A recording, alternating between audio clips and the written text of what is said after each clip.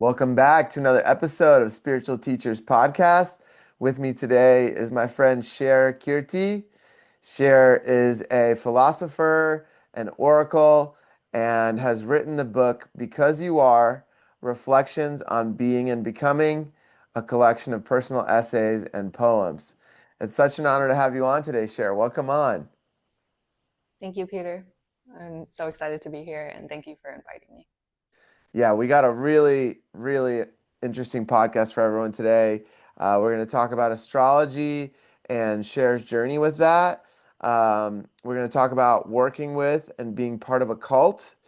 We'll talk about individuation and working through shadow aspects to reach wholeness, as well as the I Ching as a divination tool. So I'm really excited. And how the podcast traditionally goes, I'd love to invite you to share how your awakening journey started. Thank you, Peter, for the introduction. And every time that question comes up, I feel like, okay, where do I start? Because there's so many pivotal points and each one feels like its own awakening. But if Hmm. I start from the very beginning, um, I guess I would start with I was raised Buddhist. So that was always in my awareness. But I think, like anyone who is raised Christian or Catholic, being raised Buddhist by a religious mother also has its own, trauma that can interweave with that of feeling conditioned by shame or guilt. Karma would bring in it. It's not just heaven and hell. It would be like you're building bad karma if you don't do this or that. So Mm-hmm. that was a bit of an influence as well. But I was taught mantras and sitting in lotus position and meditating at a young age and prayer. And I was That's really awesome. introduced to Buddha and Kuan Yin at that age. So I feel like that was always with me. Hmm. But because of the way it was around, I think I also built a natural skepticism Hmm. towards it. And growing up in a very Christian area where people were always knocking on our doors and sharing the words of the Bible, I definitely grew up with resistance. Hmm. But when it came to me itself, I was around 15, 16, and I started learning about world religions in high school. And I think it was the first time I was told about my own religion in a way that I could understand growing up as, in America. So through words that I could connect with and open my mind. And through that, in the Eightfold Path, the Four Noble Truths of Buddhism, those are things that my mom didn't quite articulate. So learning about it and about right action, that brings in not eating meat or being, ethical towards animals. And so I Hmm. started looking into that. Hmm. And so at 15, I went vegan. And I think that opened, like, just cracked that whole world open. I got into yoga. I was getting into animal activism, all those things like a passionate teenager would do when you find a niche that you're excited about and you feel, moved by. Yeah. So I feel like that was the first layer of my awakening, was feeling emotionally moved by like the suffering of animals and Hmm. wanting to do something about it. Yeah. And then that got me into the world of yoga, which gets you into the world of chakras and into Hindu texts. So I started reading other religions, Bhagavad Gita, learning about that story and just seeing the correlations. And I think just there was an excitement of, wow, like there's like a whole world out there I wasn't told about or people don't really talk about, especially where I was from in the Midwest. Yeah. And it feels, yeah, it was really exciting. And then that led me to, I think, just experimenting more. And then you get to that age, 18, 20, I, of course, started taking psychedelics. And I remember LSD was, I think, a huge component of just shifting, just being able to create those neural pathways and see things that I never thought about before, or not really think about this whole journey in an intellectual way, but that I was actually sensing and perceiving a little bit differently. So I remember another point of the journey was taking a little bit too much LSD one night and having an ego death. At least the first one that I feel that was an ego death for me. Hmm. where I started to lose like completely my sense of self. Yeah. And I came home from this just tumultuous night out, and I told my roommate about it. I was like trying to explain to her what was happening to me. I was like, I didn't know where I was, why I was doing what I was doing, and started making all these connections. And my roommate just comes into my room and drops Be Here Now by Ram Dass, that Oh, wow. square blue book. Yeah. Like drops it in front of me, and I opened it up, and I just remember something about the first page just clicked, and I felt this is what I was experiencing. Like this put into words what I was feeling Hmm. for the first time. Yeah. And so I just stayed up all night reading through that book. And I think that was the next layer of my journey, was getting deep into Ram Dass's teachings. Hmm. And his teachings were so human, and he didn't come in, he's not intense.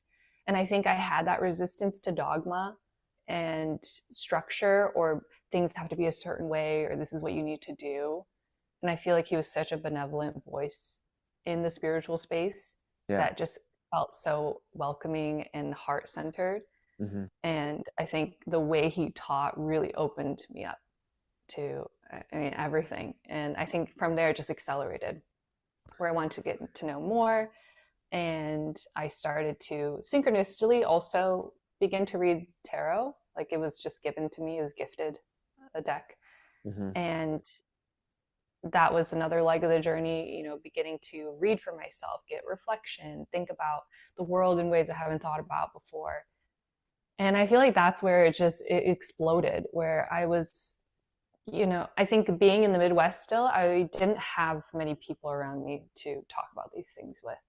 Yeah. And I think when these things first happen to you, you start to disconnect with the community that you had built at that time. Yeah. Where maybe you're kind of, I think at the time I was becoming a little bit of that weirdo. I was like becoming the hippie weirdo in the group, and they were like, okay, it's like vegan and just like wanting to do all like yoga and all these things, and reading tarot cards in my room.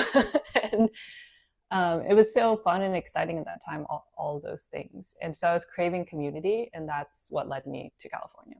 Okay. Because I was like, oh, there's people my age in California doing all of these things. Yeah.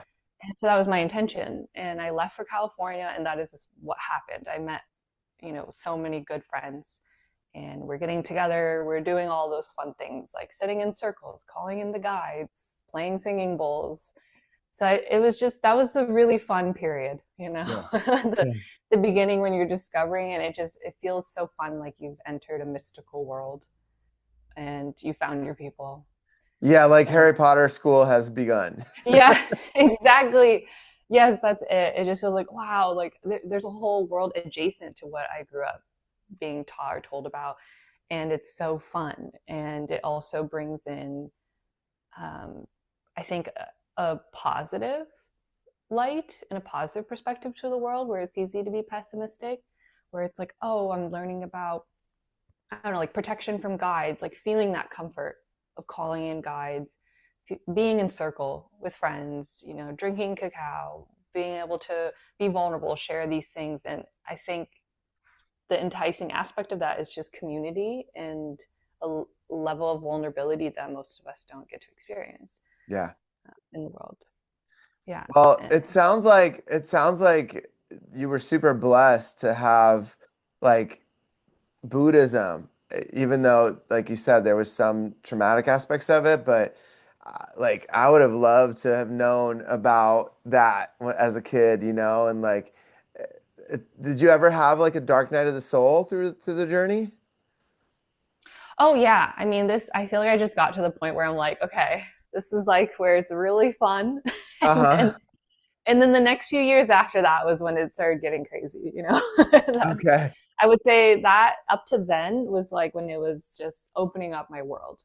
Right. So I'll quickly zoom through the next few years, which led me to now. Um, but with Buddhism, no, I loved it. I think looking back, I realized what it implemented into my consciousness that was traumatic. But at the time, I never felt suppressed by Buddhism. I really honored Buddha, and I respected all the things that my mom taught me. And she always told me Buddha was more of a scientist and that he could see all the microscopic living things in the world. And I that's like why that. he was aware and honored those things and knew that every step he took, he was, he reluctantly had to kill some being, like microscopic insect underneath his feet. And I think putting it that way, it allowed me to honor aspects of Buddhism, to honor the teachings and the deities while also having the mind of a scientist at the same time. I Yeah. love that. I love that. And before we get into the next part of the journey, I'm really curious like how Kuan Yin played into played into that. So is she part of Buddhism as well? Yeah, she is. Well, she is closely related. There's different types of Buddhism. I grew up with Mahayana Buddhism, Hmm. and in Buddhism, especially from Vietnamese cultures, which is where my family is from, is Vietnam, they are closely interrelated with Chinese mysticism and mythology. And so Kuan Yin does kind of play into that, but she is technically a Buddha herself. Okay. She is just another Buddha, not the Okay. main like Siddhartha Gautama Buddha. Okay. He's typically central because his story was like the most impactful and he supposedly started it. But then there's all these other Buddhas that came after him, and Kuan Yin's one of them. Okay. Yeah. Okay. But they never like interacted. They were never lovers or anything along those lines. No, Okay. no. And like in some iterations, Kuan Yin is actually a man and not a Okay. woman, Okay. but like a very effeminate man. Okay. So he was like mistaked as a woman. But then there's also stories where Kuan Yin was a princess in her life, just like how Siddhartha was a prince. Yeah. Okay. And I'm sure there's whole sects that just, worship Kuan Yin, right? Actually, I don't know about that. Not that I know of, not that I've heard. The thing is with like a lot of Eastern religions, um, is like Hinduism, for example. There's so many Hmm. different gods and goddesses, and similarly, I grew up with many different deities in the house, like Okay. the god of war, and then there's Kuan Yin, the goddess of compassion. So it was like the multi deity type of religion. Okay. Okay. Mhm. Yeah, I mean, it's really that I feel like a lot of them are, from my understanding, reincarnating as different deities as they keep going along their journey. Like, Krishna, for example, a lot of people believe became Christ. Oh, I think I have heard that once. Yeah. Yeah. And their energy to me when I tune in feels very similar, you know, Yeah. because they're both I can very see that. loving. Yeah. Yeah. Very loving and caring. Um, I met this person at the cafe yesterday, and she blew my mind a little bit with like how 14 years ago she had sat with ayahuasca. So before anybody even knew about it, the majority of our generation, right? Mm-hmm.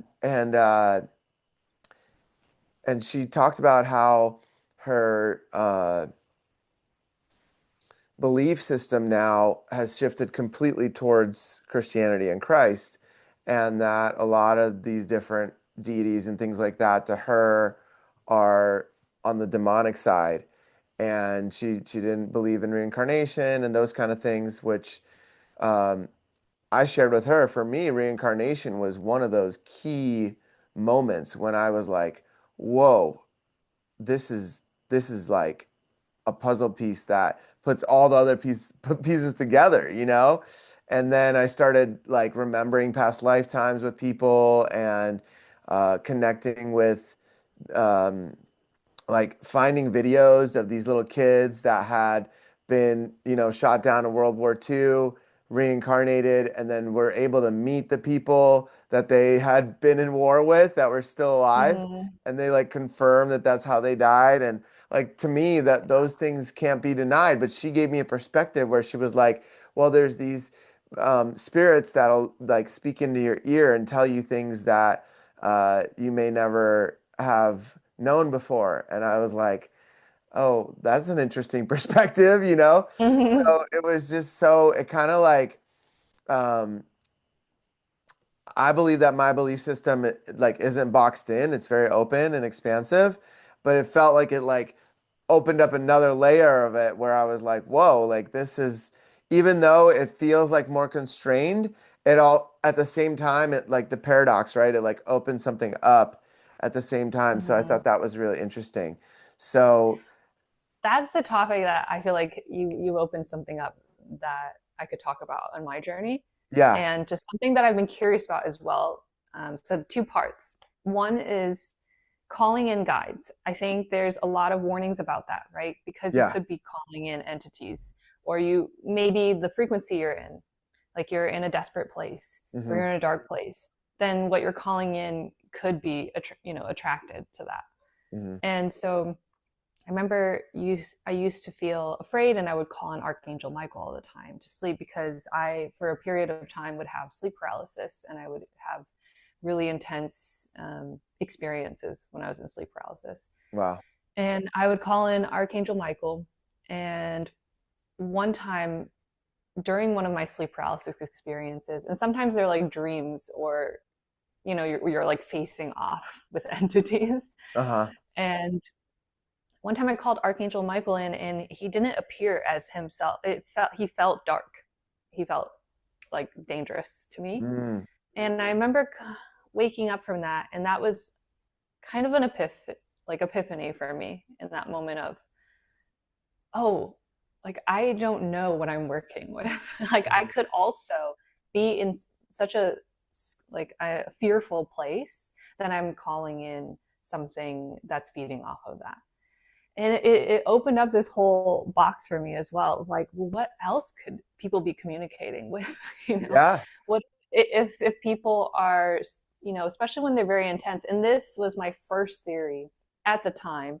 I feel like I've shifted a little bit with that, but I'm still curious about the pipeline from New Age spirituality to Jesus, because yeah, that is a huge thing.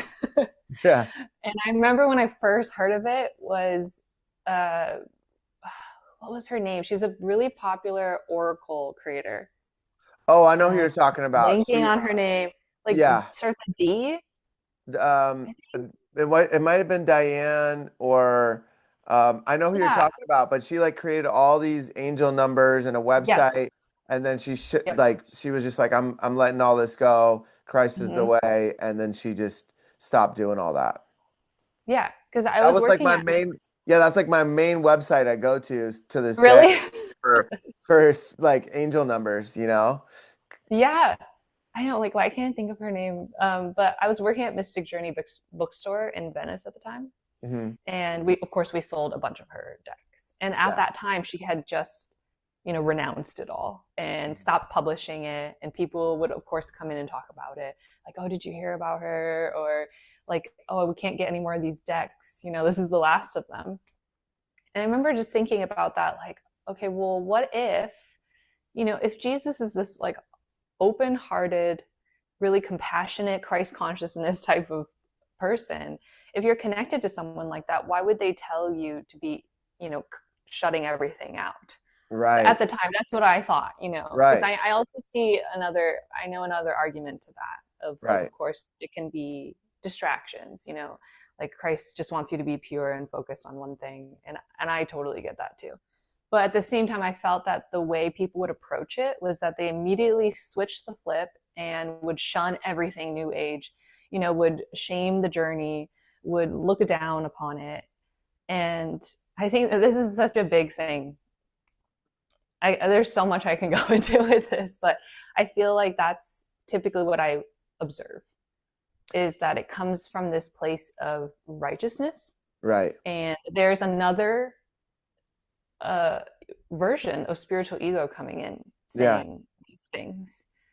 And so, yeah, I was always curious to what that was. And at the time, I had a theory that maybe there was like like how Archangel Michael has like a dark version. There was like a nega Jesus that was telling people these things, Mm, you know? yeah. Well, Yeah. there's so much that came through as you were sharing that.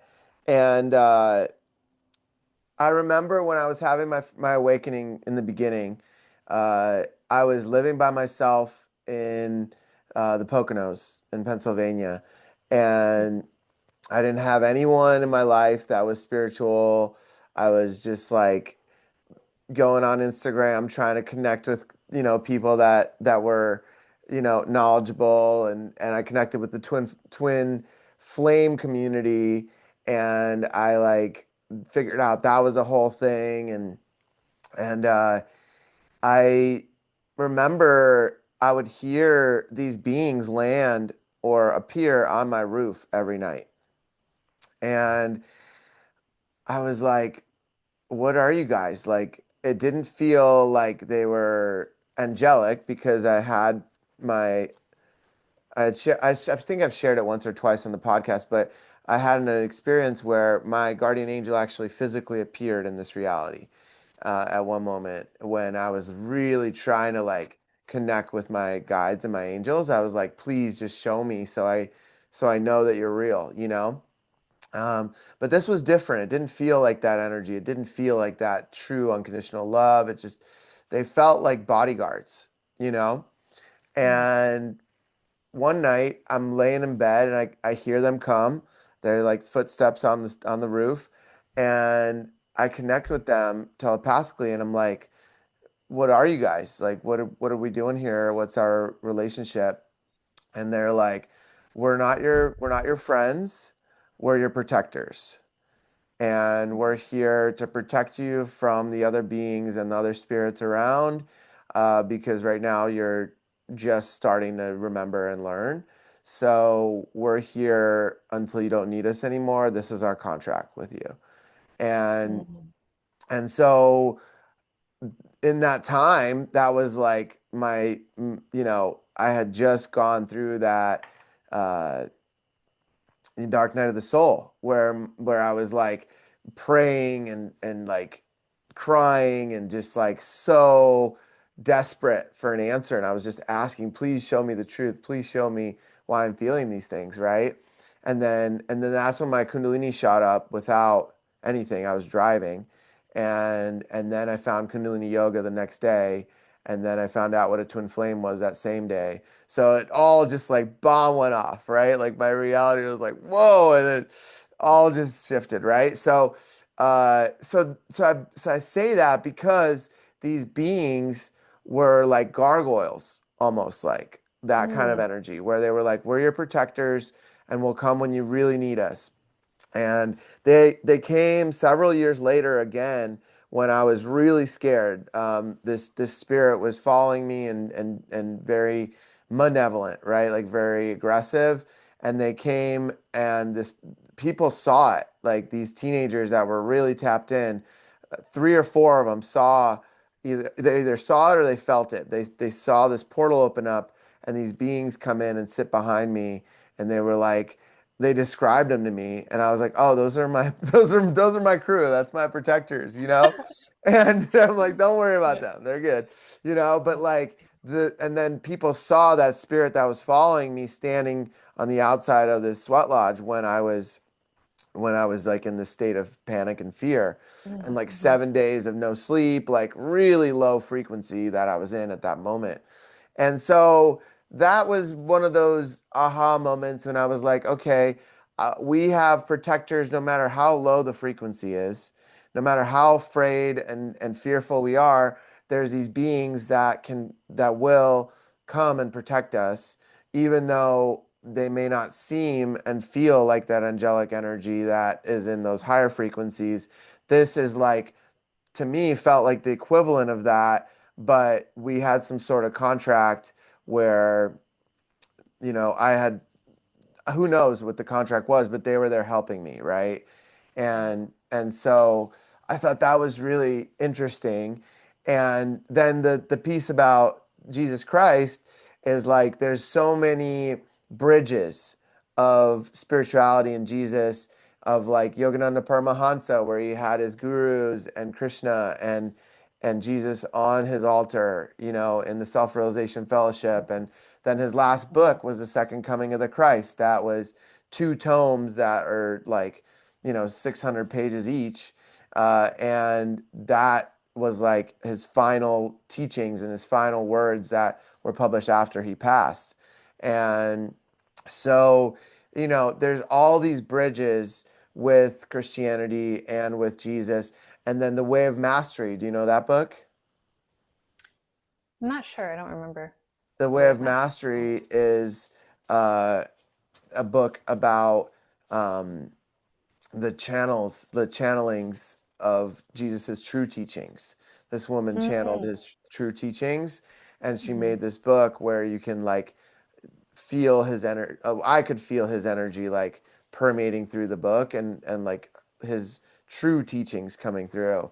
And so, yeah, it just like with Christianity, there's the aspect of like church was the government, right? Like for very Mm-hmm. many hundreds of years, right?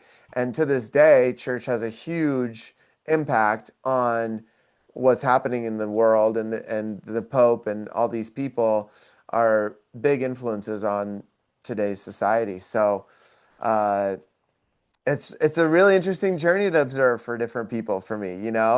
And Jesus is definitely one of my gurus and one of my teachers, uh, and I have a lot of others, and I take what resonates from each teaching and Mm-hmm. leave the rest.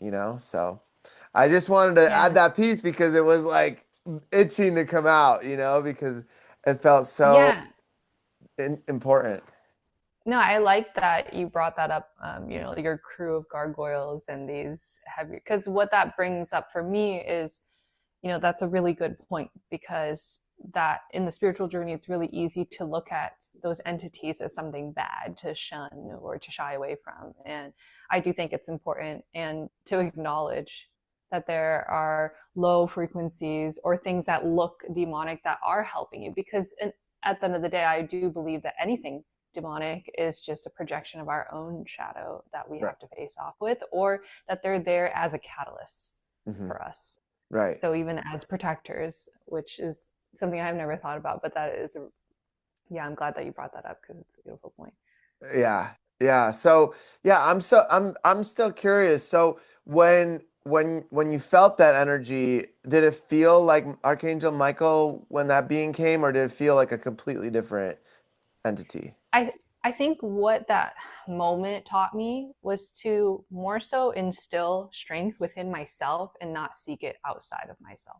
Ah, I okay. think the experience, because even though I was, starting to connect with guides and things, I think why I emphasize individuation in Jungian's work is because I do believe that whatever I was experiencing at that time was reflecting where I was at. Hmm. Like I was fearful, I was in a heavy place, I was maybe ridden with guilt and shame. And it reminded me that to I think in that moment, the teaching for me was to not just hope that someone else or something else is going to protect me. Hmm. So it shifted my affirmation at the time to start saying, I am safe, I am protected, Yeah. versus versus like, please protect me, like please keep me Right. safe. You know? Right. So every night for a while, I would go to bed and I'd say, I'm safe, I am protected, I'm loved, I'm supported. And Hmm. that was all I would say because I felt like it was bringing the reliance back to myself and just affirming, like, okay, I'm okay. I don't, it's not that I'm not okay and I need someone to be there to protect me. So Yeah, that that's was a a powerful shift. Yeah. yeah, it's subtle, right? It's a subtle shift. It's not super huge, but it makes a big impact for sure. And Yeah. and I think one thing I want to add is like when people are calling in these beings, it's very important to demand that they are of light and love and 100% benevolent, right? Whenever I call in the guides, which I do often, I always emphasize that at the end. Like everyone that's coming in has to be benevolent and 100% of love and light. Otherwise, you're not welcome into the space. Yeah, definitely. Yeah. I like that you did that too, the 100% benevolent at the very beginning Yeah. for our conversation. But yeah, when I got into Reiki, that was something that I practiced a little bit more because we had to call in guides to support us with healing or clearing the space. But just to jump forward into like the dark night of the soul, where I was also like on my knees crying and praying, I think what actually sparked that, I mean, there's so many things, but just to get into it, I think I kept going so much deeper into the purification ritual of spirituality. I was going raw vegan. I was eating alkaline, wearing all white, getting rid of like black clothes from my closet. Like it was just so extreme. Yeah. And yeah, I was just going head first into it. And at the time I had attracted a partner where he was the same way. And Mm-hmm. so it was kind of feeding into that need to be perfect and pure all the time. Mm-hmm. And eventually that led me to doing ayahuasca. Mm-hmm. Well, I was just invited. And one of those things too that I never really looked for psychedelic experiences, but if it came to me or someone offered it, I was like, okay, I'll Yeah. do it. Yeah. And so I had a friend invite me and I went to do it. And at that time I was so deep in Kundalini as well, breath work, praying with my beads every day, just so serious Mm-hmm. about everything. And that ceremony, that was a whole nother awakening in itself. It was just a complete crumbling and dismantling of my spiritual ego. Like I felt like Mother Ayahuasca just came in and slapped me across the face and was like, get a hold of yourself, because I think even though I seemed serious and I seemed wise and mature on the outside, I think on the inside I was not facing off with a lot. I think it was very much so that phase of spiritual bypassing. Mm-hmm. And yeah, not acknowledging like the darker parts that we just said, to recognize that those are needed or those need to be felt, to be held. And I think it just came up all at once, and it was all the whole night just crying and crying, and it was a very intense experience for me. And I came out of that just feeling really weak. Like I think my sense of spiritual ego and confidence was just completely crumbled, and it humbled me, Mm-hmm. thankfully, instead of doing the opposite. So I came out of it really, that was beginning of questioning everything, starting to feel almost like disgusted or resistant and having an aversion to everything that I was doing, where I had to get away from it for a while. Yeah. And like I almost couldn't be around the community I had cultivated anymore. And I felt like I needed to get back to my human self. Mm-hmm. And that's pretty much what I did for a year. But of course, I swung to the other side where I was really pushing it away. I neglected my meditation practice. I neglected all of it. And because it was just hard to be around, it felt like it was tied up in so much that I didn't understand, and so much that was feeding into a part of me I couldn't look at the time. And that was around the time when you were exiting the cult too, right? No, that was another time where it happened again. Oh, okay. So Like, interesting. so basically, I came out of that, came back in, and I ended up there in the cult because I got a job, and I just had a trusted friend get me a job with them. Mm-hmm. And I think I was just desperate to be somewhere new, and it was a good job opportunity. And so I was just being really open-minded about it. Mm-hmm. I definitely went in a little bit skeptical, but I always gave people the benefit of the doubt.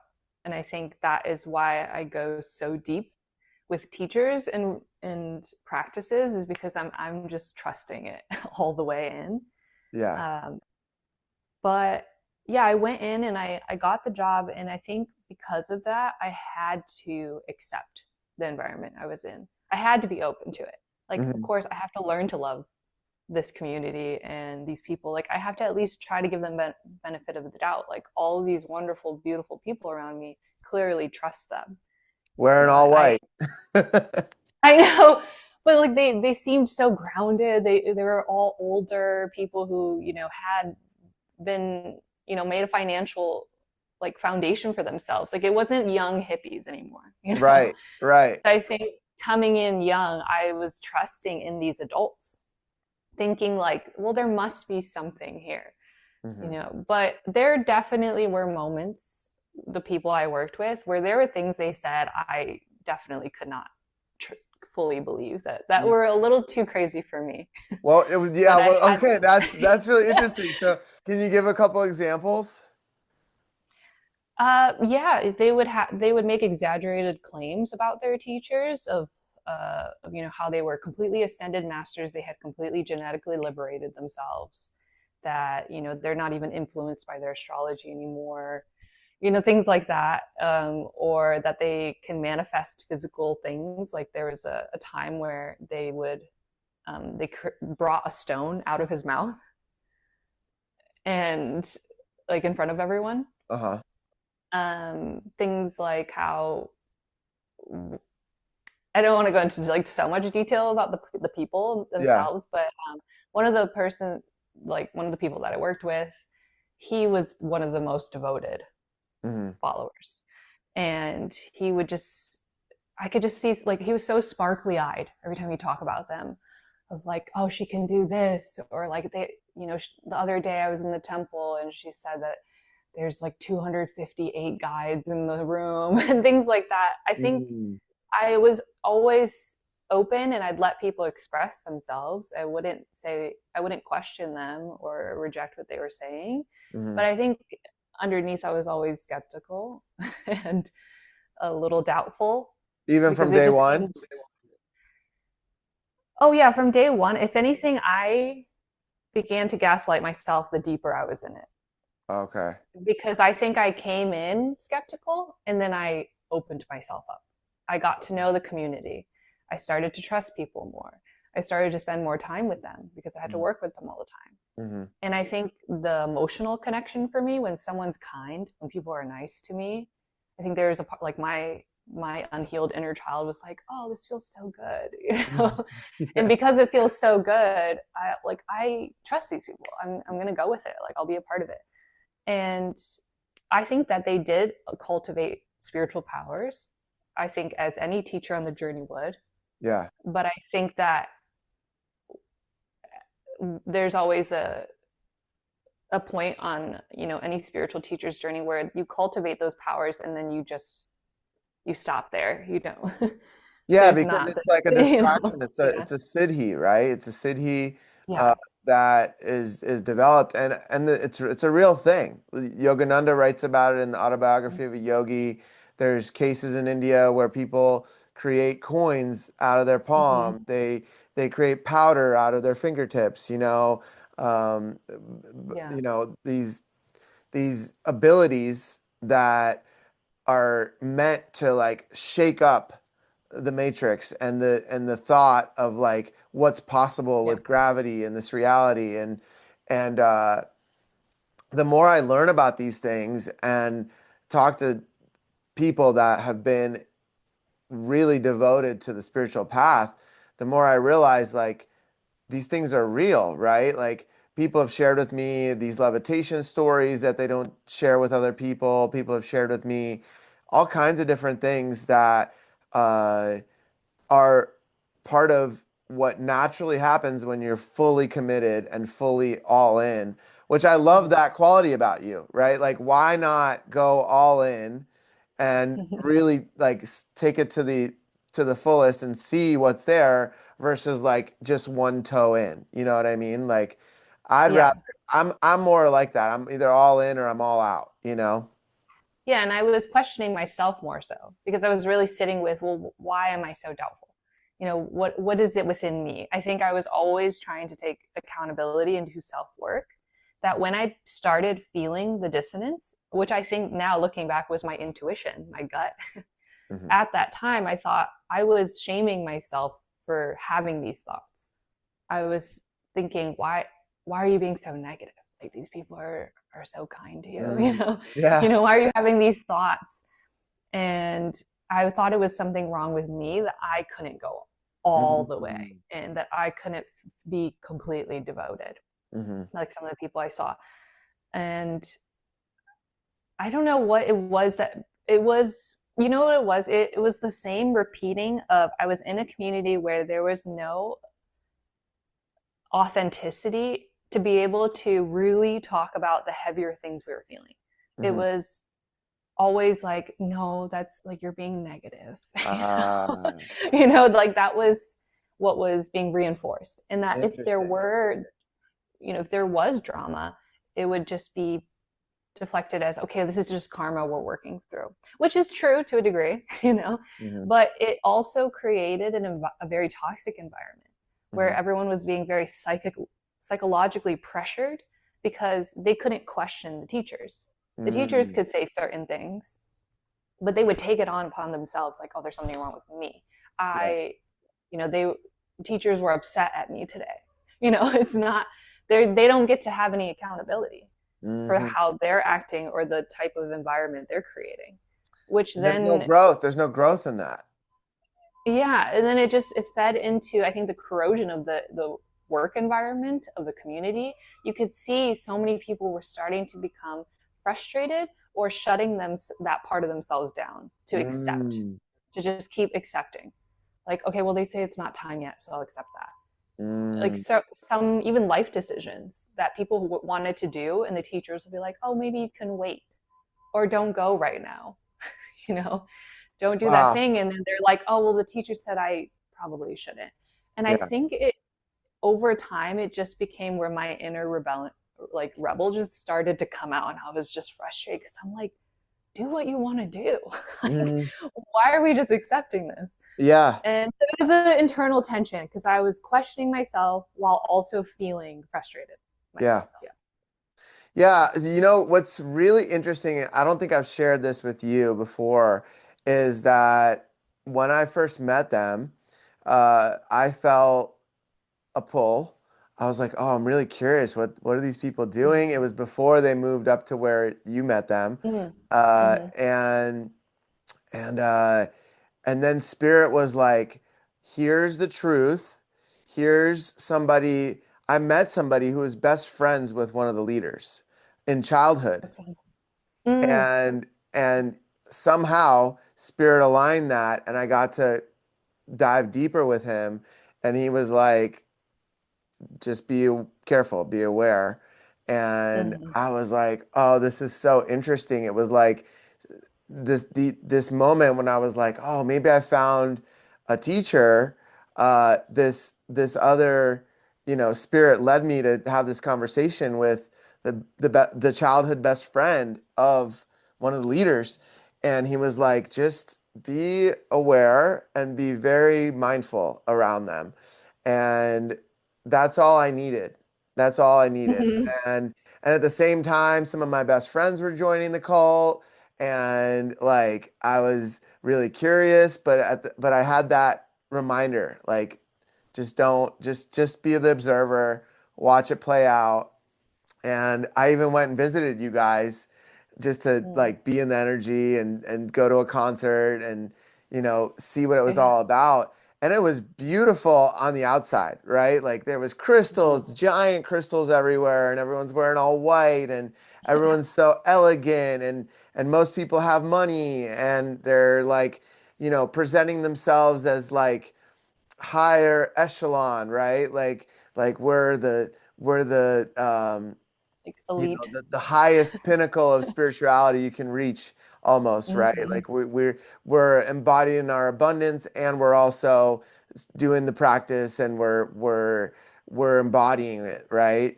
And that was the energy that I felt, at least, right? And the concert was beautiful, and the energy felt nice, but like there was something that told me, like, just don't dive into this. This isn't your way. This isn't your path right now. And I just listened, and Yeah. I was like, okay. And then eventually, like a year or two later, everything crumbled up, right? And fell apart. Yeah, so much led to that. It was such divine timing how that all fell apart and how so many of us had left just before it happened.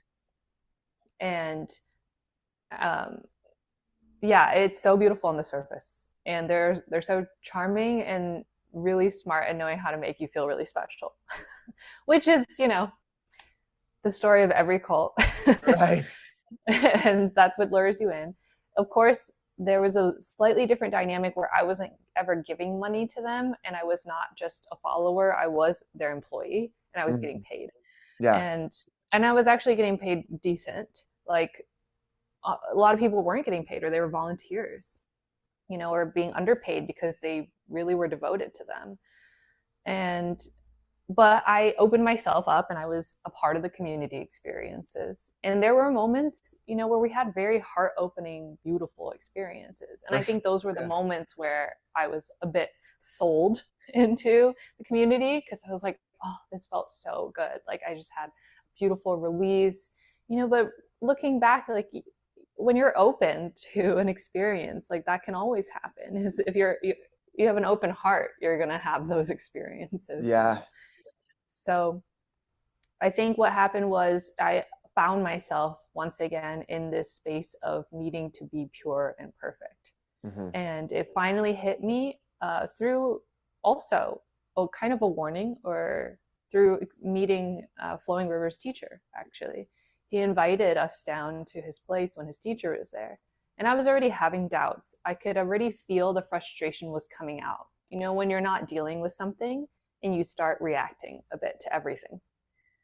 And I think that was what was happening at the time. I could tell I was constantly frustrated and in a negative headspace, Hmm. and maybe a bit more reactive than I used to be.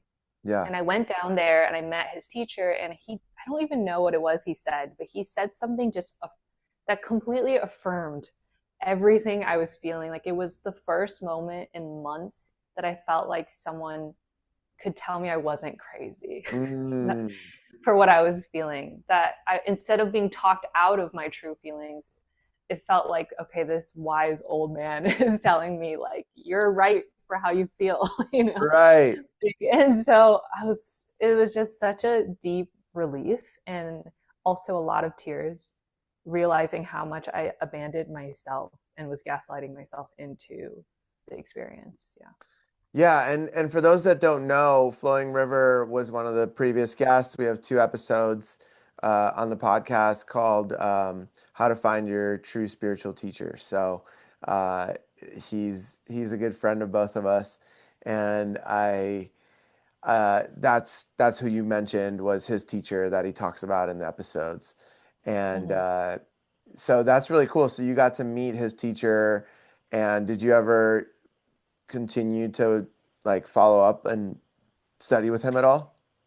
Yeah, after that, and then I left Ashland Mhm. basically, and I kept going back to the retreats at River's house. Okay. And every time his teacher was there, I'd go, and it was it was just a different type of community, a different type of space, Hmm. and I really appreciated his teachings. It was slightly different and more, based in traditional Sikhism, Hmm. and I think once again, I didn't want to like deflect into another teacher. So, Right. Right. and but I did really feel his words and his presence, and it was very grounded, and it felt it's just complete opposite of Hmm. what I was seeing and experiencing in the cult. So it was really nice, and it was a beautiful time. I've seen him many times after that. But at the same time, I think that that whole experience really planted something in me Yeah. to that I know that Flowing River found his teacher, and he definitely, they clicked, and he brought so many beautiful experiences to that space. I think I was still to this day resistant in giving myself completely to any practice, really. Right. Yeah. Which So which makes I've sense. always, yeah, Which makes yeah. sense with your journey, you know. Yeah, and it just feels like a repeating theme, because I feel like when I look back at my childhood, it was the same thing. And I think there is a deep reason for that, and why I do what I do and what I'm passionate about, because I feel that Jung's individuation work is all about becoming whole yourself, that going through your own journey, Hmm. own internal hero's journey, facing off with, your own parts and accepting all of those parts. And what I find through being in spiritual communities like that, where they're very intense or very black and white Mm-hmm. and othering people outside of the community, that it's telling you, it's giving you a doctrine on how to behave, how to live your life.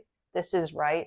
This is not right. Mm-hmm. And that's something I think I feel deeply, passionately against a little bit, Right. because I just really feel that to be able to give people the space to be themselves completely and not feel that you have to shame any aspect of what you enjoy or what you love, I think is just so important. Yeah. Yeah, that's beautifully said. That's beautifully said. I think I love seeing this version of you where you're really stepping into your power, and like I met you when you were in the cult. So it's really cool to see you on the other side of that and to really be empowering yourself and really stepping into your truth and what you know is right for you. I think that's really powerful and inspiring.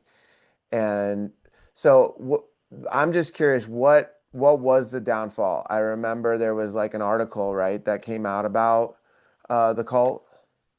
Yeah, so internally there was a lot of us questioning Hmm. the experience. So I think it was already happening, underneath the surface, Hmm. where the internal structure was already crumbling and people were already thinking about leaving. And we started talking to each other more honestly. Uh-huh. Me and Flowing River and some other people started opening up to each other about what we felt wasn't right. So that happened, and then we kind of all quietly left. Within that same month that we all decided to leave, quit, end our connection to them, an article came out from a woman who I think specializes in researching cults. I can't remember her name, but it was, I believe, Guru magazine that Okay. published it. Hmm. And the article was about one of the previous followers. And I think it was it was either her husband or friend was sharing that she had passed away, but that she had spent the last few years of her life giving them a lot of money to heal what she was going through. Hmm. And so it was just a whole exposure piece about how everything that they offered to their followers, what they were selling, were in a way a scam because they were charging a lot of money. Yeah. And because of that article, more people followed the train of sharing their experiences and their stories. And I know that what circulated in the community was one of the teacher's ex-partner came out with an article as well about Oh, her interesting. experience. I don't know if you came across that. I haven't. Okay, that was a really interesting piece because it was her experience of being with him before he had met his, Right. twin flame Right. partner. Yeah, And I remember hearing about her and how they did some work in Egypt, and that was like kind of the beginning of things before this cult yeah, started. yeah, from her perspective, I think it gave a very personal experience of what happened and what shifted during that time. Hmm. And I think I really resonated with her experience as well. I think a lot of people did. Of I think for me personally, when I was in that deep Kundalini phase before meet this whole cult chapter, Hmm. is that I also had a partner at the time that was very similar, very into similar things, wanted to start a similar type of group or like brotherhood. And I think it was a really tough relationship for me at the time. So I realized how much it fed into my own unhealed parts of attracting that relationship, of needing to be perfect, the criticism, the unhealed parts of feeling like I had to, yeah, show up in a certain way Hmm. or that. And so I think it reminded me a little bit of that sometimes it's easy for I think a lot of women, I don't know if you in the spiritual community can relate to that experience Hmm. of, and men too, for that matter. I'm sure you have as well, having either friends or partners or mentors that I think separated you from yourself, Hmm. to feel like you had to push yourself beyond that. And so she shared a little bit about, I think how he was seeking something, shinier and more perfect. And that Mm. was what caused the separation of their relationship. Like Oh, okay. almost like she couldn't match what he was looking for. I see. And I think that's just such a story that I hear so often in the Mm. community of this seeking perfection. And that was an article I wrote recently, was how I witnessed this in the spiritual community, that because we're seeking perfection in our practice, in our way of life, that we bring that into our relationships. And then we don't let people be human, like, or all of themselves. We can't have these emotional, hard conversations and actually grow a relationship together. Rather it's like you have to show up in all these ways, or you have to be as healed as me, or it's not going to work. Mm. Yeah. Yeah, and the paradox of that is like when you fully accept somebody how they are, they're gonna match your frequency anyways, or the frequencies are gonna just push the people apart. So as long as one person maintains that frequency of like I'm and that commitment to grow together, right? Like that's an important piece, right? Like both parties committing to be like, we're going to choose each other every day. We're going to grow with each other every day. And I want to be the best version of myself every day. Not everybody has those intentions, right? But if those three things are in the forefront, then the relationship can really grow and expand because that's the foundation of it, you know? I think a key point of what you said is that willingness to grow. Hmm. And the willingness to grow is realizing you're not perfect, and you're not Right. at this place that is just higher or better, than someone else. Like, oh, I actually have flaws too, Hmm. and I get to work on those things. So Right, right. And like in those relationships, the the other individual becomes a true mirror and shows everything that we need to see and all of our blind spots. And my partner is real good, real good at it, you know? And it can be that's really, that's it. Yeah. yeah, Like if you can't look at yourself, if you mhm, can't look at your shadow, and you yeah, see that in your partner, then yeah, you're gonna be like, oh no, like you're the problem, right, right. It's really, it's Yeah. that's why a lot of relationships fall apart. Or I've in the spiritual community, I've heard a lot of people be like, "That's too much. That's too triggering for me. I can't be around it." So they run. They go to another country. They go travel. They do whatever. But they're just running from themselves. The next partner is gonna show them the same thing.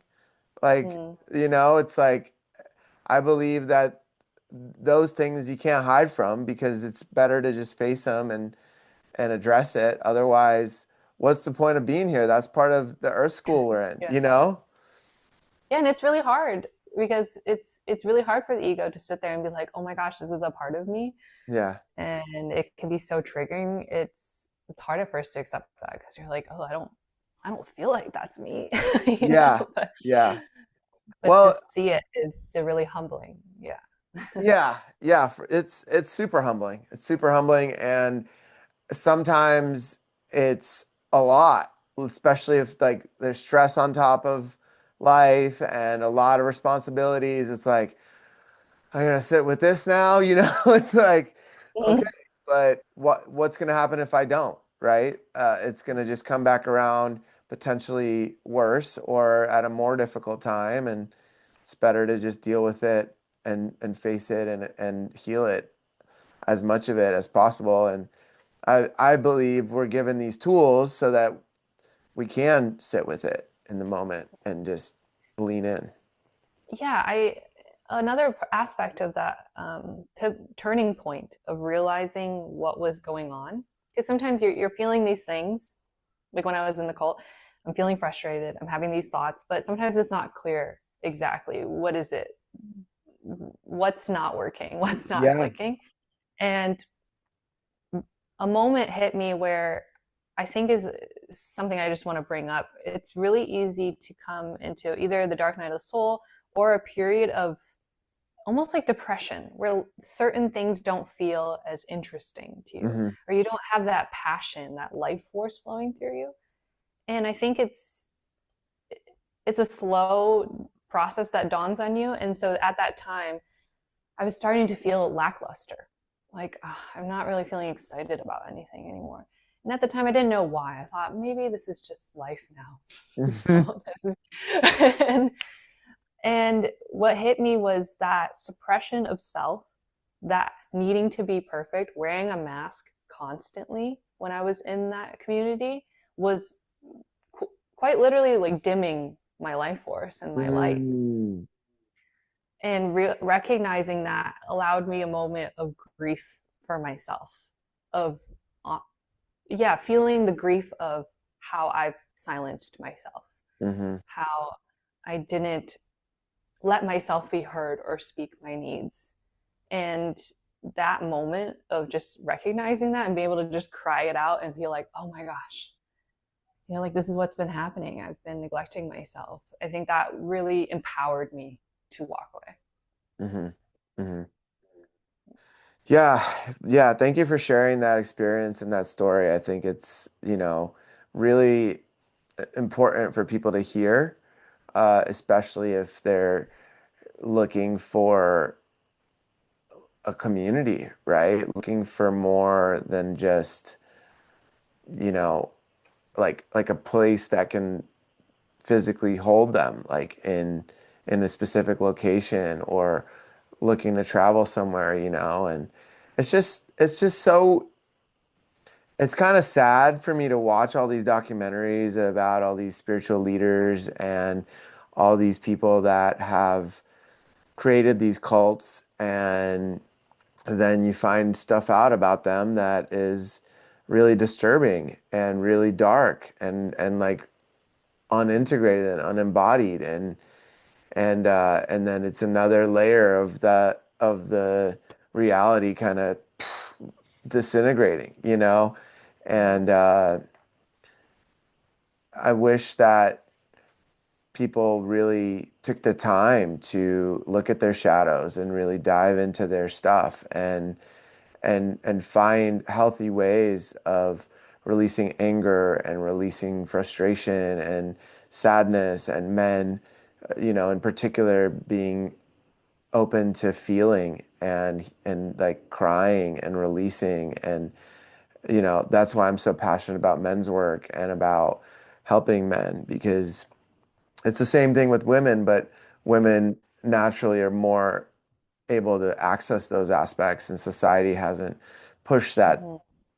down so much inside the feminine. There's aspects that have been pushed down on both sides, but that in particular is a big cause of why the world is how it is today, because the leaders haven't done any shadow work. They haven't integrated these parts of self that are like acting on these ways that inside themselves is perpetually feeding and causing more and more chaos and more uh, darkness to fester. Yeah, and it's hard because the journey of someone in power, they have to want that position to get there Yeah, most of the time. So yeah, I feel like there's a strong correlation to that story that we see. And on a greater zoomed out cosmic scale, I think that so many of these experiences, as traumatic as they can be, are also just perfect because they were necessary yeah, for to go through that or to have that illusion shattered. yeah, I know that there's some people who even say that that's why certain things happened with cult leaders being you know dismantled from their pedestal, that it was because that it needed to created that fracture in people, in a divine cosmic way, like everything's faded type of way. hmm And there is a part of me that believes in that, and I think that's where astrology comes in. yeah. This is a good segue. Yeah. Yeah, is it you see that when you're looking at someone's chart, you can often bring up things like, oh, I can look at the fourth house. Was your mom like this? Or maybe you had an absent mother, or oh, your father was there and this is how he is. And maybe you had like siblings, or you didn't, or you're left on your own. And those things I can bring up just looking at someone's chart. And we're hmm like, oh, yeah, like that's true. My mom was like that. Or, my childhood was like that. And that's really crazy to think about because that's almost like proof that there's destiny and fate. But there's still a little bit of guesswork and it's not going to be exact. I can't say exactly how things happen, but I mean, I know there are definitely like Vedic astrologers out there who probably could. Mm-hmm. I'm not at that level, but enough to mention like, oh, this is how you are in relationships, or a couple of years ago maybe you had this creative awakening. We can see that in the transits and the way the planets are moving through the chart. So I feel like astrology is really affirming in that everything is meant to be. Everything I've experienced, all the way I was raised, like this, my story of being raised Buddhism and skeptical, like that shows up in my chart where my Chiron is. Mm-hmm. Chiron is the asteroid that's the wounded healer. Mm-hmm. And where it is often shows where your most intense wounds or traumas show up in life. And my Chiron is in the house of religion and beliefs and spirituality and also higher Mm. education. So it's like right there, everything we've talked about, is captured in that. We Mm-hmm. can see even like if someone has Chiron in their seventh house, that a lot of their deepest pain or hurt came from partnerships or relationships, or maybe it was from the mother because it was in Cancer. So things like that. Yeah. Okay. So for those people for some people, this may sound like a foreign language, all the things you just Yeah. said, right? Yeah. So, Yeah. I can break it down a little bit. yeah. So, like, let's just break it down, like the different types of astrology, and Mhm. then, like, you know, when somebody's looking at someone's chart, like yourself, how is everything organized, right? Like, you have Yeah. the planets and the houses. Like, can you share a little bit about that? Yeah. I could, maybe I'll just like have this notebook. Yeah. That kind of helps. But typically there's a circle, Okay. and that is like a classic chart, and it's cut into 12 pieces. Most importantly, it's cut into 4 quadrants. So Hmm. this is your ascendant. That's what people know as their rising sign. So like for those that are just listening, it's on basically the Oh, left side of the circle, right? yeah. So there's a wheel. Yep. And when you're facing the wheel on the left side, that's known as the ascendant or the rising. Okay. And what that is it's the sign that is on the horizon when you were born. Okay. That's why time is important when it comes to the structure of houses. Okay. You can still get accurate planet placements if you didn't know what time you were born, Hmm. but to know where the planets are in the chart, that's where the timing comes in. Okay. So you have the ascendant, and then each quadrant has 3. So we have the 12 signs, we have the 12 houses. So each one of the signs connect to one of the houses. Okay. And when you're talking about signs, you're talking about um uh, Aries, Taurus, Gemini, Cancer, Leo, Virgo, Libra, and then we have Scorpio, Sagittarius, Capricorn, Aquarius, and Pisces. So that's oh, the order. okay. What about the 13th sign? That's Oh yeah, Ophiuchus, I think that's yeah. what it is. Yeah, that's in between Sagittarius and Scorpio. Okay. I don't use that. It's not typically talked about in a lot of astrology. If you Uh-huh. look at astrologers, they don't typically bring it up too often, but you will have some people who will use that. Okay. And I know a little bit about it, but not enough because I don't work Okay. with it. Okay. Um, but in Vedic astrology, for example, there's 27 stars. So those are called the nakshatras. What that does essentially is breaks up the 12 signs that we know into 2 more parts each. Okay. Okay. And So then it gets Vedic it gets even more astrology specific. Vedic astrology stems from India, right? Yeah, Okay. yeah, and it incorporates the Hindu myths. Okay. And are So all they the stars are different Hindu deities or Oh, interesting. symbols. Yeah. Okay. So each one of the stars represents a deity. Or a symbol, and then there is a deity that's like connected to it often. Okay. Yeah. Okay. Kind of like how we have. So you think of Western astrology, it's connected to the Greek mythology. Hmm. We have like in Sagittarius and the Centaur, Right. or Virgo and like Pallas, Athena, those figures. Yeah, yeah. So When you look at the stars, especially on the star apps, you can see the actual like Greek mythological creatures, right? And characters yeah, that are very much deeply ingrained into the way that the star systems are organized, which, yeah, that makes a lot of sense. yeah, and there's tropical, and which is what most people know, and sidereal Okay. astrology. So those are the main two split modes. Vedic is the same as sidereal in the sense Okay. that it's the same timing, same shifts of planets and signs. Okay. And to calculate that, it's basically 24 degrees back from Western or tropical astrology. So there's degrees.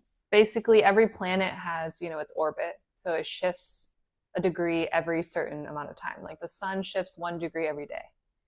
The Oh, moon shifts a degree every, like, I think 4 hours. I don't know if I got that right. But basically, every 2.5 days, the moon is in one sign. okay. Or yes, I was like, wait, did I get that wrong? Yeah, and so, and then the sun changes a degree of that sign every day, but every 28 to 30 days it enters, or sorry, every 30 days it enters the next sign. So that's what degrees are, to put it in a simple way to understand. It shows exactly like where the planets are, and there's 30 degrees in every house, Okay. making up the 360 of the Okay, so sun. there's 12 houses, 30 degrees in each house. Each Yeah. house represents one of the astrological signs. Uh, It connects. It's very similar. Like okay. first house, for example, Aries, the ascendant, my rising, my personality, what I see. Aries is the self, ego, identity, asserting yourself. Hmm. It's also springtime, it's birth, it's red. So it's like the newness, Mm. youthfulness. If you think of Aries, it's someone who's very assertive and maybe reactionary, which is Hmm. what a child would be like. Uh-huh. So that's the first sign. And it's a And fire it's sign, also, right? and it's fire sign. Yeah. Uh-huh. And then the first house is also the house of self, ego, identity, personality. Ah, okay. So you can see there's a correlation to the order of the signs and the order of the houses. Okay. Okay. Yeah. Okay. That's an Yeah, easy this way is to real. understand for someone who's new to reading a chart. Yeah. Yeah, okay. There's a question that's like burning to come through, which is Mm-hmm. when the pyramids were built, they were aligned with Osiris, I think. And they Yeah, showed, Sirius, I think. or yeah, For Sirius. yeah, or Um, the constellation of Osiris. I'm not sure. Yeah. yeah, yeah, yeah. I think it was Sirius, and so they've shown that now it's like a few degrees off because it's been Mm-hmm. so long. So I'm just Yeah. really curious how that would play into your Yeah. astrological So reading. that's where sidereal and Vedic astrology come in. Okay. Sidereal and Vedic astrology is more accurate to where the stars actually are. Oh, okay. Yeah. So the Western astrology that most of us know of and practice is actually not accurate to where the stars currently are. Okay. I can't quite like that's one thing I haven't really nailed, like to explain why it is that we still use it. you know, Right. it still correlates, and that's why I've kind of made a slight shift into learning more about Vedic and sidereal astrology, Hmm. because I find there is a lot of accuracy when you go over to that. So Um, I mean, also yeah, like realistically, we should have a 13-month calendar and each calendar right. should be 28 days, right? Like that would be Yeah, the ideal calendar for us. And is there an astrology that lines up with that? I think the lunar calendar. I'm pretty sure the lunar calendar is pretty accurate to that. Okay. I don't know too much, but I know because in Vietnamese and Chinese traditions, we celebrate the Lunar New Year, and that changes every year, Okay. and it's more in accordance with the lunar cycle. Okay. That's why it's called the lunar calendar. Yeah. Okay. So as you were sharing, like why we're still practicing these things if we're not literally aligned with those stars anymore, uh, Mm. it makes me think that the collective consciousness is maybe playing a role in how things are playing out because so many people are still believing in this and they're Yeah. sharing it. And now with social media, it's like if you share something and it goes viral or a lot of people see it, it can shift the perspective of the majority of the consciousness, and then that might play a role in it. What do you think about Yes, that? I think that is definitely what I've considered. I've Okay. considered that in a way, Western or the Gregorian calendar, it is one, it's an accepted mode of thinking. Like anything that's accepted, like you said, it does create the structure of our reality. And sometimes people see it as like maybe it's more of a matrix reality. Like, we're choosing to, subscribe to this ideology when there is a more technically physically accurate one. So I think there is a degree of truth to that. It's Hmm. not something I've thought about too much, but I think it is a part of why I've wanted to learn more with Vedic and sidereal and to incorporate it more, to consider it. But I Hmm. think there's truth to Western astrology because of what you said. It's still affecting us Hmm. because so many of us are choosing to use it.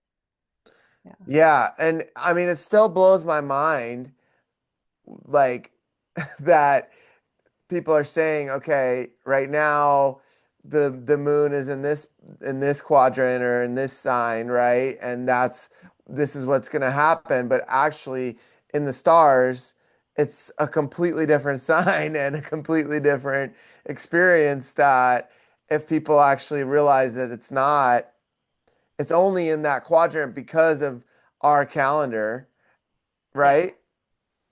Well, I think this is something that comes up when I teach astrology. This question comes up a lot. Hmm. Um, And I think that it can be seen rather than two modes of astrology as another mode, like lens of divination. Because when we look at human design or gene keys, they're not really based off the stars per se, but they are based off of the same components of time that you're born and a certain structure of the world, Hmm. the I Ching. So it's kind of like a mechanism that we're choosing to use and view the world through. Hmm. It, and they all kind of hit whatever one you choose. If you choose that practice, it's going to resonate because it's still filtering the same reality through it. It's just a Yeah. different way of reading it. It's like if you choose to read tea leaves, or you choose to read coffee grounds. Yeah. One's not more accurate than the other. It's just a different Yeah. way of looking at it. Yeah. Yeah, it's really interesting because it is, from my perspective, all about frequency.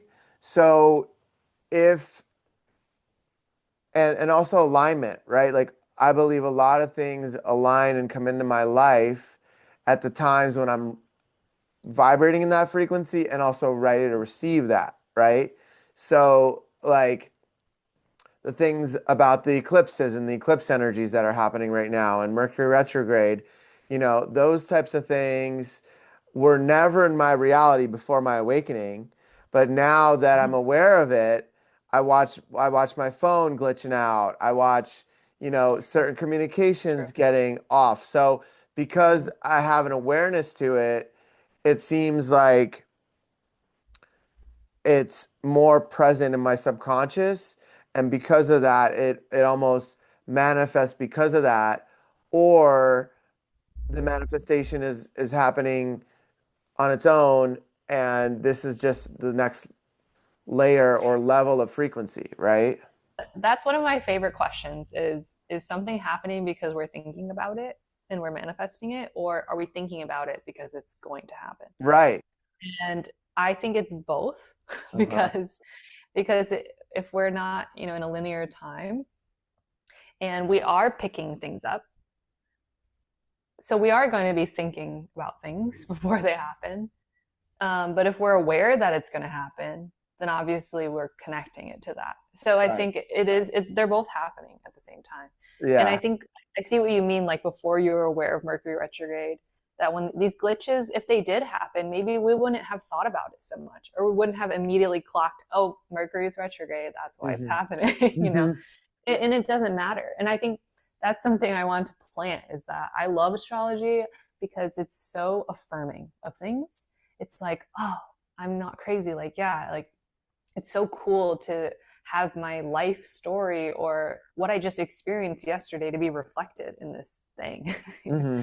It's like some kind of, science that I get to actually see my life playing out. And it just, I guess it gives meaning and depth, and it gives a sense of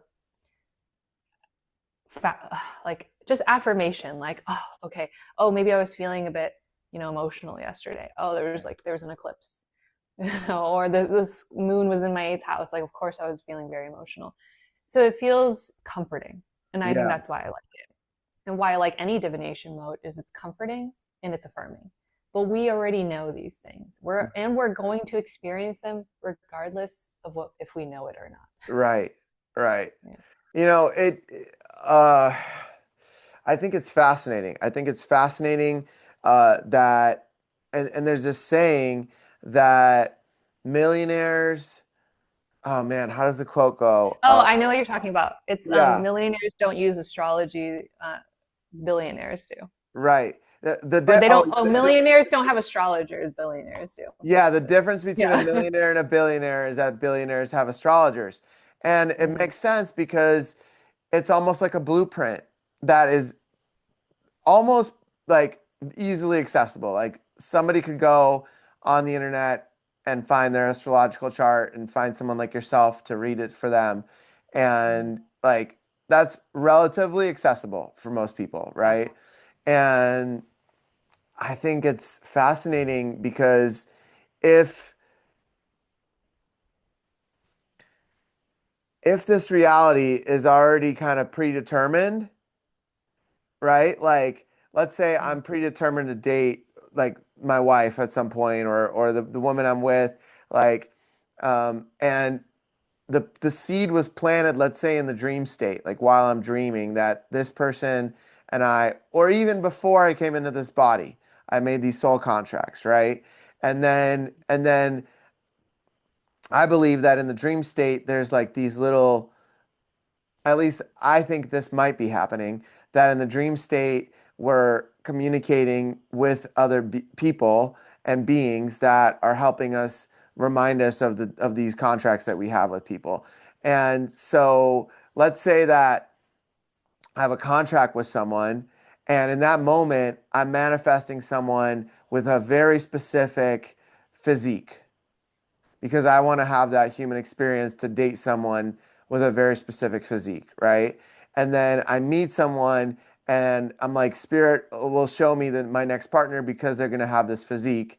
But really, I had manifest like that contract was already in place. And that's why my mind wanted me to manifest that. Does that make sense? Right. Right. Right. Yeah. Yeah. Yeah.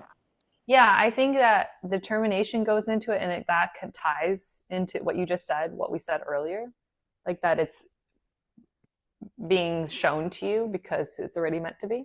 Right. That you're not in a way choosing it. And so I think that brings in the conversation of fatalism and free will. It's like, okay, do we not have free will? But I think again, it's both. There is, we can look at the chart as a structure, almost like a sacred geometry or geometrical structure that the world is operating in, or we could think of it even like the internet and how things are connected in a specific way. There is a science to it. There is, you know, mathematics that we can bring together, but in between that is the other components, the creative expression, the way that it plays out. I think Hmm. that is still going to be different. It's not like we're mechanically fulfilling these fate lines. Yeah. Hmm. Hmm. Yeah, it always trip like makes it's fascinating for me because I mean, I'm really curious how these billionaires and like what how in depth they're going and what exactly they're looking for, right? Like there's probably ways to look at your astrological chart and be like, okay, this is a good time to invest. This is a good time to Mhm. buy or to sell, these kind of things, Yeah. right? There are astrologers that consult the stock market. Hmm. And I know I've heard of a few people who do that. And that's one of my favorite things to do in readings is to do transit readings to see what's going on currently and timing. I recently had a reading with someone where we were choosing a specific date for her to do something. So we were Mm. looking, oh, are the planets, supporting that this day? Or maybe we should wait till after this period. Hmm. Another thing, like a pattern that has shown up in astrology, is that when people get married during Venus retrogrades, that typically those marriages don't last. Ah, And so it's just little things like that. And of course, you can't always control it. But I think that's probably where the billionaire astrology quote comes in, is that in a sense you are maximizing your potential. You hmm. are kind of choosing or accelerating your timeline by either knowing when to go or when to wait. And at the same, also, if someone's worth investing in, whether romantically or business wise, Hmm. or learning a lesson, even like, why did this happen? Okay, I needed to experience this, or maybe this is why it happened. Um, Okay. Yeah, yeah. that makes a lot of sense. And And, so, oh, sorry, I was trying to think of one more thing, and it's when I do readings, I love looking at purpose and North Node and South Node. yeah. And I think that's my favorite focus when I look at someone's chart is, oh, this is your purpose. And I think that's what drew me to astrology. What draws most people to astrology is you want to learn more about yourself. Yeah. And it's fun and it feeds the ego to know more about yourself. Oh, this is how I am, and so that's what it draws so many people to astrology. So when you look at the North Node or you see, okay, I look at it kind of like reading a cup of tea leaves. I see that there's a lot of planets in one house, or there's a certain line of energy in this house. You start to see like, oh, this is going to be a big aspect of your life, or you're meant to pursue these things in life. Like I Uh-huh. had an astrologer once look at my chart and he saw that I had like a ninth house stellium. So he said, higher education or religion and belief systems is like going to be a lifelong pursuit for you. Ah, And and I'm back in school now studying philosophy. So nice. it's it's in that he told me that like 6 years ago. So Wow. so it's funny how that plays out. Of course, no, does knowing that change anything? No, but it helps reassure the choices I'm making so I'm not doubting or second guessing myself. Because I think why spirituality and these divination tools are so powerful are like recognizing synchronicities or being able to, um, have awareness of these things, is that we're not living life just frustrated because we don't know why something's happening, or Mm. maybe we feel like we don't know when to let go because we're like, no, I really want this thing. And why? Like maybe because I wanted to make my parents proud, or I need to make a lot of money. And to be able to have that muscle or awareness to be like, okay, that's not meant for me. Actually, this thing wants me. And maybe my personality mind is like, no, that's too scary, or I don't want to do that. And to just see in your chart, like, no, this is actually your gift and this is what you're meant to do. And it's just reassuring. Yeah. Yeah, yeah, that aspect is really, really powerful. And as you were speaking, it made me think about how even though there's this blueprint, which seems to be for every individual here, at least every human, uh, even though there's these blueprints that we have that we can tap into, there's also these moments that spirit just intervenes. And Mm-hmm. and it's undeniable, like the synchronicities, um, like these moments of so much. It feels miraculous. It feels like a miracle sometimes, right? Where I'll be driving. Like one example I thought of and had a vision of as you were speaking was as I was driving one time in San Diego, this car like breaks in front of me and I'm like almost forced to look at their license plate, right? And then I see this angel number, right? Which I ended up looking up. I don't remember what it said, but it was really reaffirming to what I was going through in my life and what I needed to hear at that moment.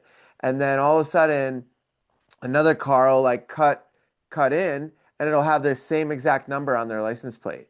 And it's not, and it wasn't like one of the 333s or 444s. It was like something like four different numbers that I needed to look up to get like a very specific message. And so those moments, my soul and my spirit just like live for, because to me, it's like that is so exciting that spirit is communicating, and these angelic realms and all these uh, aspects are guiding and helping me and like steer the ship almost, you know? It's hard to deny when it's right in front of you. Right. I think that that's what I feel like I also was so excited and thrilled about. I mean, still, when synchronicities like that show up, you're like, oh, you can't make that up. I didn't just imagine that. Like that just Right. happened, Right. So I think that those are also affirming moments. And I was going to say that those moments do show up in your transits. That Oh, often you have intense downloads. Like when I had also another really intense awakening moment, or when things happen, things intervene with people, that you can look up the chart for that day and you'll wow. see, how the planets were interacting, that there were certain channels of energy that were sparking that was creating that moment in time. Wow. Typically, when I had a lot of ego deaths, Pluto had just entered my first house. Pluto is the planet of death, rebirth, and transformation, and the first house is the house of self and identity. Hmm. So that was just another thing that correlated to a moment that I was having, or Wow. even now. So a lot of people are feeling the shift of Saturn and Neptune into Aries after Neptune has been in Pisces for the last like 10 years, and Saturn's been in Pisces for the last 2.5 years. So feeling that shift into Aries, that's a complete reset because we're going back to the beginning of the zodiac. Aries is so different from Pisces, where it's very direct, it takes action. So the last decade of just dreaming or even exploring spirituality, people are being asked to assert themselves and like take action to actually make things happen Hmm. physically. Hmm. Yeah, that kind of stuff is really interesting, because then you have these I can't help but just observe how during these eclipses and things like that, there's usually a lot of bombings and a lot of like Hmm. all these like crazy turmoils that seem to happen on these dates. And I'm like, okay, here it comes again, and like, and it's almost like, And breakups. yeah, it's like it just it's like undeniable, and it's like such a strong force that it just permeates society, and it permeates every every individual regardless of whether they're aware of it or not, you know? You can look at history like revolution. A lot of people are talking about that because Pluto moved into Aquarius, and how the last time that happened, there was the French Revolution, and so same with Neptune and Saturn conjunct. There was like a civil war that started around that time. So a lot of larger planets are making similar aspects or transitions to past times where we had big change happening in the world. And you can almost see that pattern if you look all the way, to the beginning of time. You'll see when these moments happened, or like how the birth of a nation has its own chart, and America is going through its Pluto return. Pluto returns typically have indicated in the past that a fall of a nation, like Rome has fallen around that Mm, same time period. That typically that's how long a dynasty or a nation lasts before something changes. It doesn't mean that it's like going to be destroyed, but it's definitely going to be different. wow. Yeah. And we just started that? A couple of years ago, Okay. actually. Okay. Yeah. We can Around kind the of see time that with Trump got civil elected? unrest. Yeah, I mean, we can see like civil unrest. I mean, not even this is an astrological take, but you can look at people who don't even believe in these things. They're observing history and they're seeing patterns, and there's actually indicators of when a nation is downfalling, and we're hitting a lot of those indicators. Yeah. Yeah, I mean, this brings up the question of like your opinion about like the 5D and the 3D, right? Like th those all seem like 3D experiences to me. uh, Hmm. in the Mhm. sense of like the vibration of the third dimension. And then in the fifth dimension, there's other things happening. So does astrology have any like differentiation in that? Yeah, yeah, because with all these things happening, it can seem all doom and gloom, but there's also spiritual awakening happening alongside that in parallel to it. Yeah. So the planets also show an awakening happening. Like it's showing how new ideas are coming through. And I'm generally optimistic. So I don't like to focus on those things typically. Yeah. Um, I'm acknowledging that they're real, but I think that focusing on it doesn't really help Hmm. typically. Even Hmm. if you want to change something, it depends on how much impact can you really have, versus just if you show up, living your life purpose, you're helping out more than, you know, anything else that you Yeah, could and be doing. also So, yeah. the internal work, right? Like what am I feeling around this? What is coming up inside me? And then shifting that, it has a huge impact because we're all one and it has this like effect of like rippling out at exponential speed and time, right? Quote unquote, to the whole planet and to the Yeah, to the cosmos. a lot of spiritual teachers have mentioned that, like the impact of your awakening or your self work does to everyone around you or to the Hmm. world. Hmm. But even on a less spiritual lens, they say, to work on like typical, like a psychologist or a teacher would say, the family unit is what creates society. And so to treat your family and your friends and your partners well, to have a positive impact there is what builds the rest of society and Mm. the collective Hmm. too. So even on a physical, psychological level, it's true. Yeah. Yeah, yeah, for sure. For sure. It's super interesting.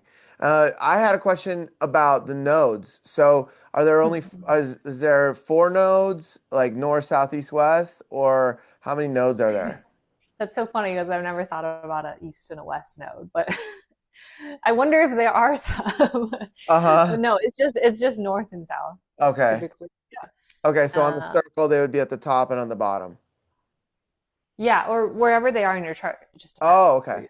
Okay. Yeah. So the nodes, they don't like asteroids and many fixed stars. They don't technically exist physically.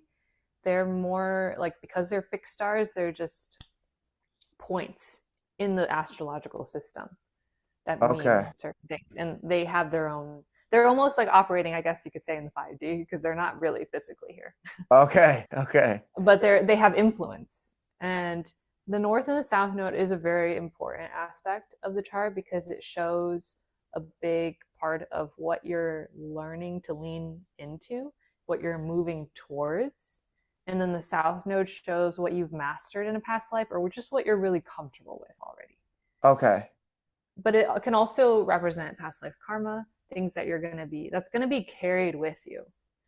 But the thing is, it's not about moving away from your south node into the north node.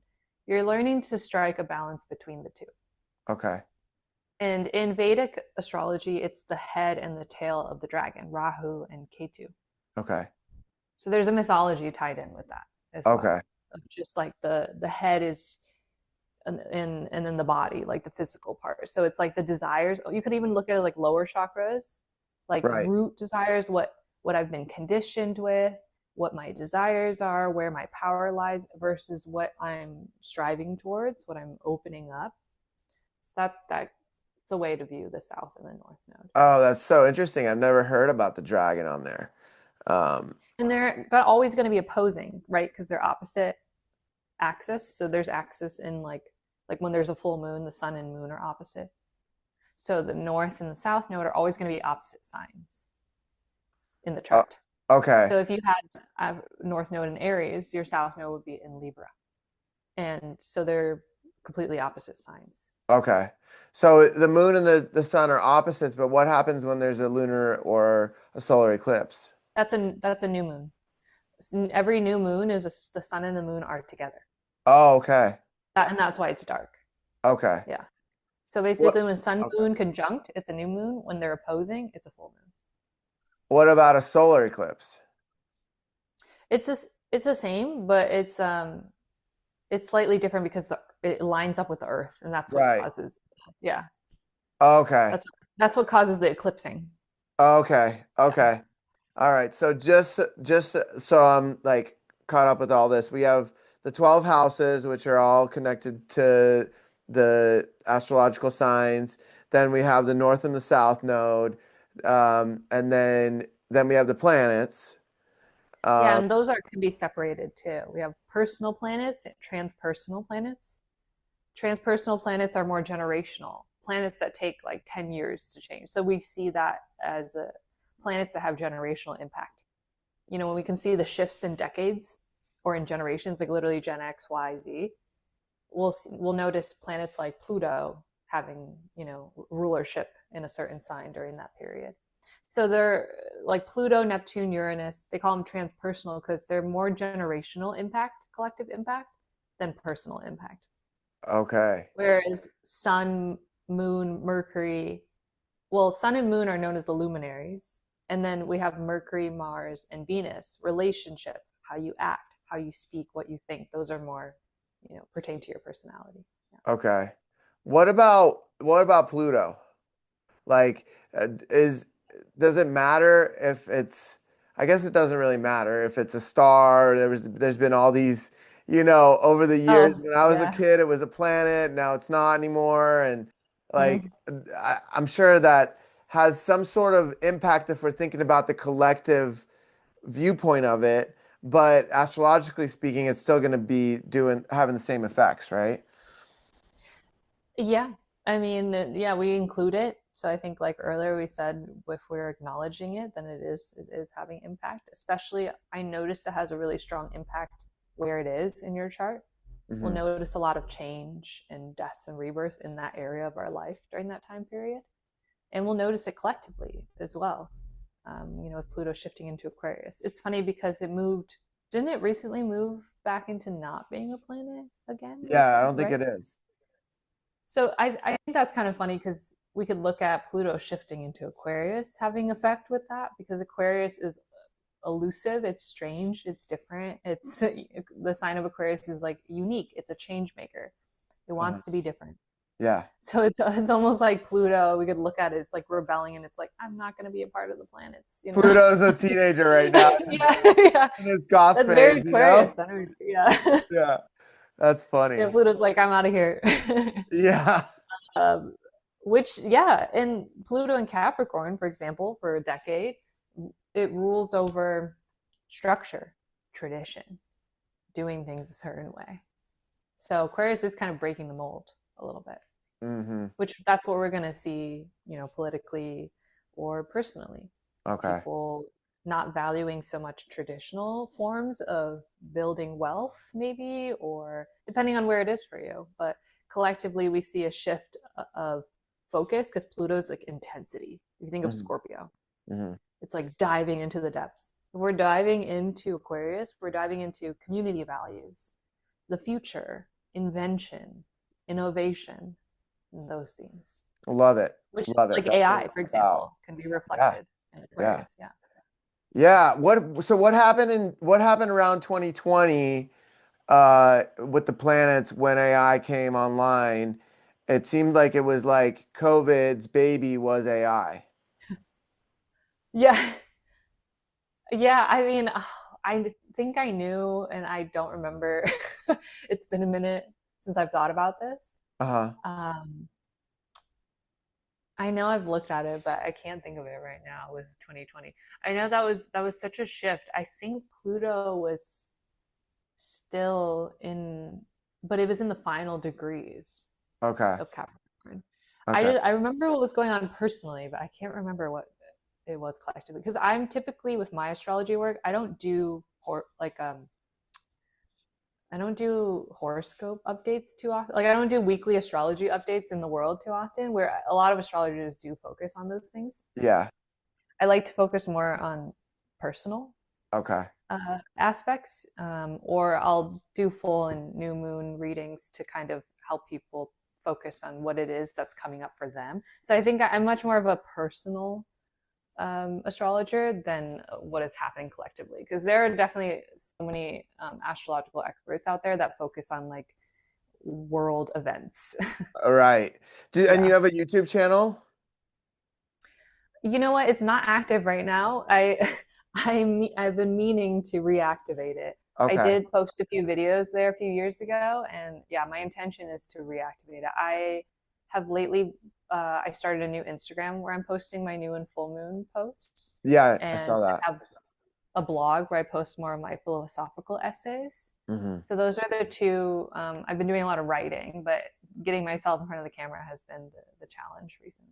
Okay. Well, I'm coming out of a hermit period, so yeah, well, yeah. I'm a huge, support for you to put yourself out there because you're so knowledgeable with this and so many people will listen to your astrological readings and I think like you're so talented in that and have so much wisdom and knowledge with it that I think it's like the world needs it. This is like important. Yeah, I know. I feel that call for sure. Mhm. I did used to post a few videos on TikTok, and they did do pretty well. So I tried to, when you like post stuff and you try to see like what are people replying to, what are they interacting with? Okay, that's like let's keep doing more of that. So, Okay.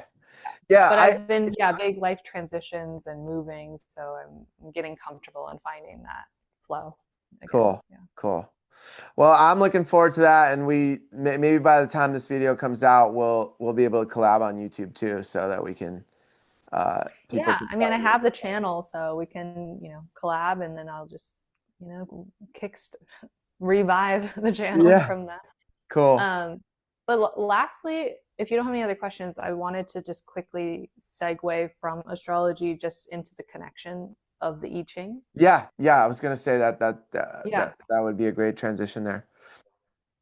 yeah, because we were talking about, looking at or using astrology as a consultation tool, and how billionaires, right, would have astrologers. And that makes me think of the I Ching because emperors would have advisors, and the advisors use the I Ching. And when Mm, you read the I Ching, a lot of the languaging is translated from ancient China. I mean, this is such an old divination modality that all the translations are from, I don't know the name of the dynasties, but a long time ago. hmm hmm And because of that, the translations often reference war or like war strategy, Yeah, armies, and you'll see that sprinkled throughout a lot of I Ching translations. So there's many versions now that speak more to the modern world or more to psychological self-help.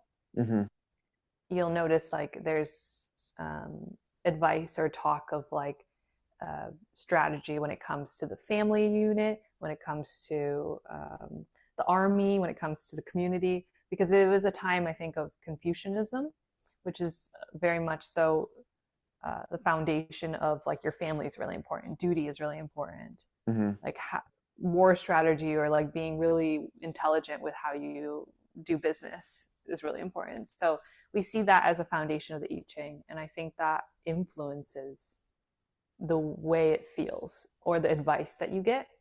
Right. Like to me, I always tell my friends that I go to the I Ching if I'm looking for like old grandpa advice. like Okay. like I'm looking for serious advice, you know. Yeah. Whereas you go to your oracle cards when you need to be nurtured and told that everything's okay. Okay. Okay. So just for people that aren't familiar at all with the I Ching, can you give like the basics of what it is, how it works, what it looks like? I'm having a hard time remembering like what it actually looks like.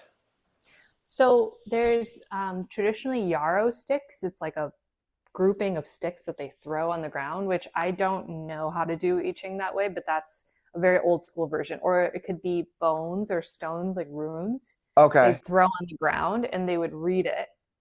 The I Ching itself has 64 hexagrams. Some people might have seen this if you're into human design. There's hexagrams listed in the circle chart of gene keys and human design. Okay. Um, and so there's like the gates of human design are from the I Ching. Okay. And so there's 64 hexagrams. Each hexagram has 6 lines. So there's 2 trigrams stacked on top of each other. The Okay. trigrams are made up of elements: fire, water, heaven, wind, earth, things like that.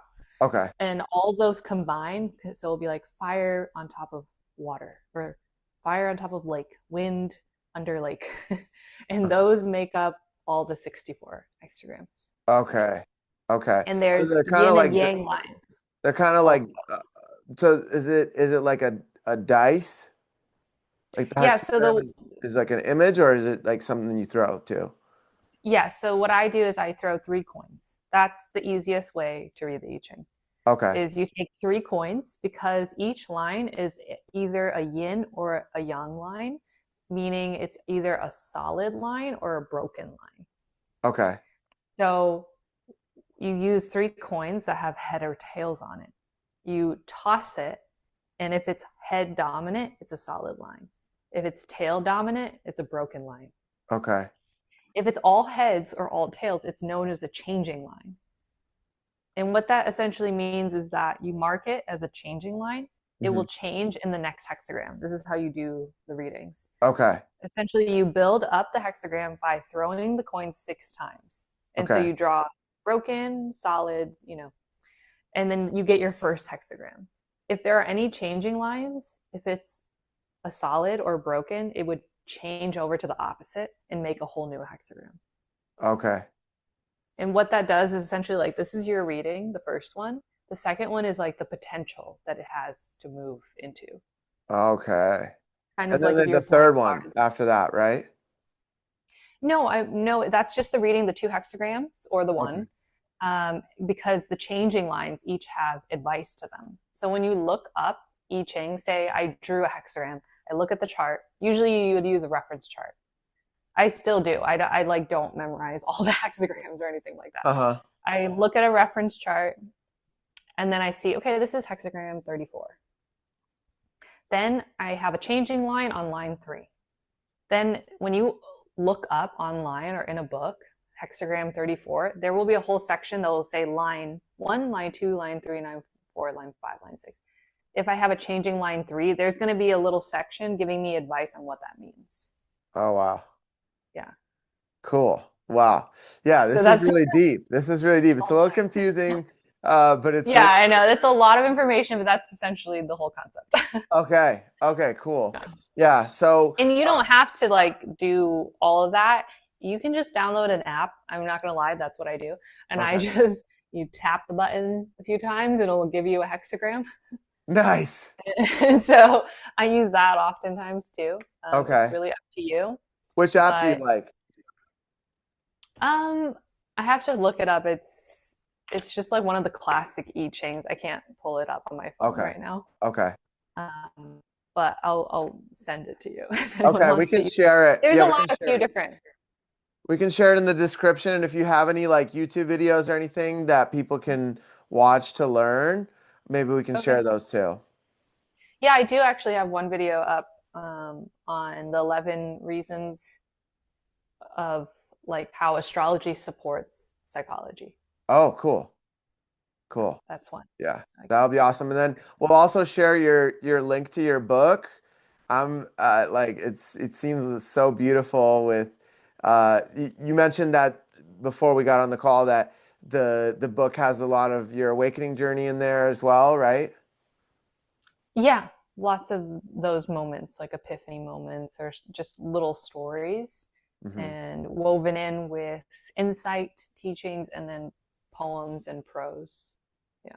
Amazing, amazing. And it's available on Amazon, right? Yeah. Okay. Mhm. Okay. We'll drop those links in the description as well so that people can purchase.